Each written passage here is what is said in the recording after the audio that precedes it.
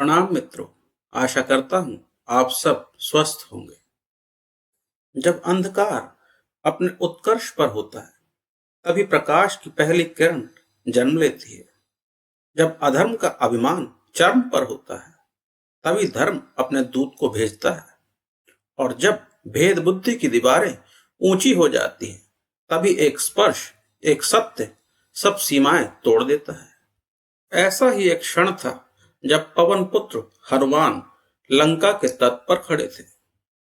कहते हैं जब प्रभु का कार्य आरंभ होता है तब संसार की हर शक्ति, हर परिस्थिति उसी दिशा में अपने आप चल पड़ती है। आज का प्रसंग उस पवित्र क्षण का साक्षी है जब एक राक्षसी हनुमान के एक स्पर्श से राक्षसी से साधिका बन जाती है। यह केवल युद्ध नहीं, यह जागरण की कथा है। लहरें मौन थी पर हवा में संदेश था।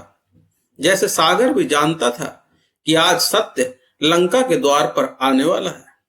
रजनी गहन थी पर चांद की किरणें साक्षी थी कि एक वानर नहीं, स्वयं भक्ति का स्वरूप इस तट पर आ खड़ा हुआ है।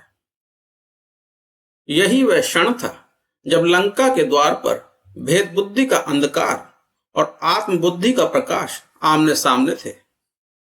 हर युग में एक लंका होती है जो बाहर नहीं, हमारे भीतर बसती है, जहां अहंकार रक्षक बनकर खड़ा है और भीतर का सत्य प्रवेश नहीं कर पाता।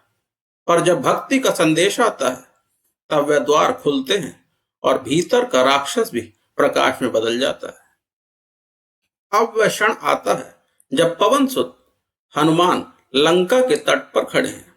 उनकी दृष्टि उस स्वर्ण नगरी पर पड़ती है जहां हर ओर वैभव की चमक है। हर महल रत्नों से जड़ा हुआ है, सुगंध और संगीत से वातावरण भरा हुआ है। क्षण भर के लिए वे ठहरते हैं और विचार करते हैं।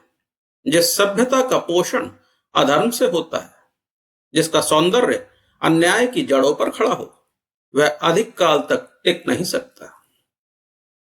यह वाक्य मात्र चिंतन नहीं, जीवन का सिद्धांत है, क्योंकि संसार भी वैसा ही तो है।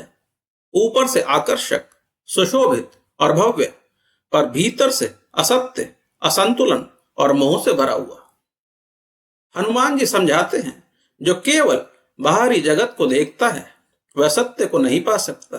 सत्य की खोज करने के लिए भीतर उतरना पड़ता है।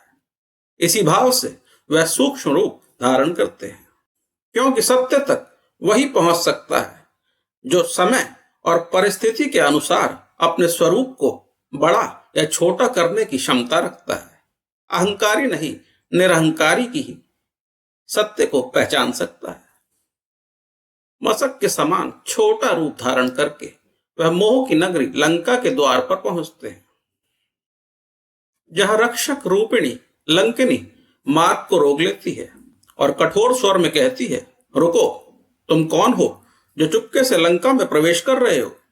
यह नगरी मेरी है और मेरी अनुमति के बिना यहां कोई प्रवेश नहीं कर सकता।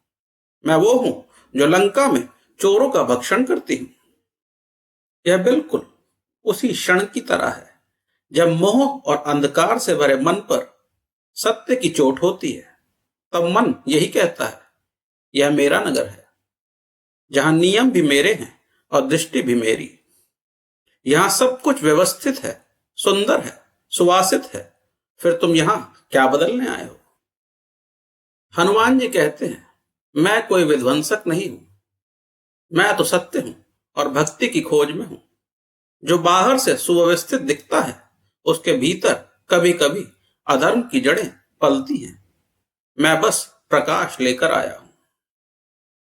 हमारे मन रूपी लंकिनी कहती है, तुम्हारी दृष्टि भ्रमित है, तुम वही देखना चाहते हो जो तुम्हें सही लगता है। क्या तुम नहीं देख सकते कि लंका कितनी सुंदर है, कि संसार कितना सुंदर है? यहां सोने के महल हैं, संगीत है, सुख है। हनुमान जी कहते हैं, यही तो भेद बुद्धि है। जब आंखें केवल बाहर का वैभव देखती हैं और भीतर का पतन नहीं पहचान पाती, जब अधर्म को शक्ति समझ लिया जाता है और विनम्रता को दुर्बलता, जब अपने द्वारा किया गया अन्याय क्षमा योग्य लगता है और दूसरों का सत्य भी अपराध जैसा दिखाई देता है, यही भेद बुद्धि होती है। लंकनी क्रोध में भरकर कहती है, तुम्हारी वाणी मेरे नियमों को चुनौती दे रही है। हनुमान जी अपने कर से वह एक हल्का सा स्पर्श लंकनी पर करते हैं।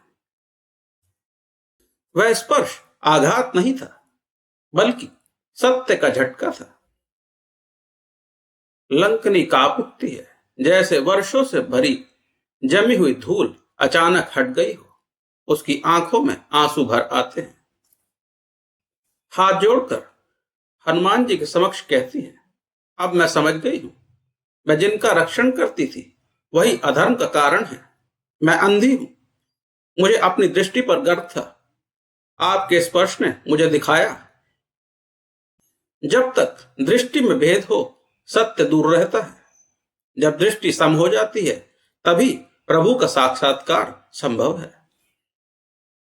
हनुमान जी कहते हैं, यही सत्संग है। जब किसी को सत्य की चोट लगती है और भीतर का मोह टूटता है, वही क्षण सत्संग है। संसार में हर व्यक्ति को कभी ना कभी ऐसी चोटें अवश्य लगती हैं। कभी किसी घटना से, कभी किसी व्यक्ति से, कभी किसी हानि से। यह वही क्षण होते हैं जब भेद बुद्धि गलती है और आत्म बुद्धि जाग उठती है। अब लंकनी हाथ जोड़कर विनती करती है और कहती है, आप लंका में प्रवेश करिए, क्योंकि मैं जान गई हूं अधर्म से पोषित वैभव क्षणिक होता है और भक्ति से जन्मा सत्य शाश्वत। मित्रों, सत्संग केवल कथा सुनना नहीं है या किसी साधु के पास बैठना मात्र भी नहीं है। सत्संग वह क्षण है जब जीवन स्वयं हमें शिक्षा देता है। कभी यह शिक्षा किसी प्रियजन के वियोग से आती है, कभी किसी अपमान से, कभी किसी हानि से या बीमारी से। जब यह घटनाएं हमारे भीतर को अंदर तक झंझोड़ देती हैं, तब मनुष्य पहली बार खुद से प्रश्न करता है, क्या यह जीवन सत्य है? क्या इससे आगे भी कुछ और है? यही प्रश्न जीवन में सत्य का बीज बनता है। आशा करता हूं आज का प्रसंग आपको पसंद आएगा। मेरी बातों को ध्यान से सुनने के लिए आप सभी का बहुत बहुत धन्यवाद।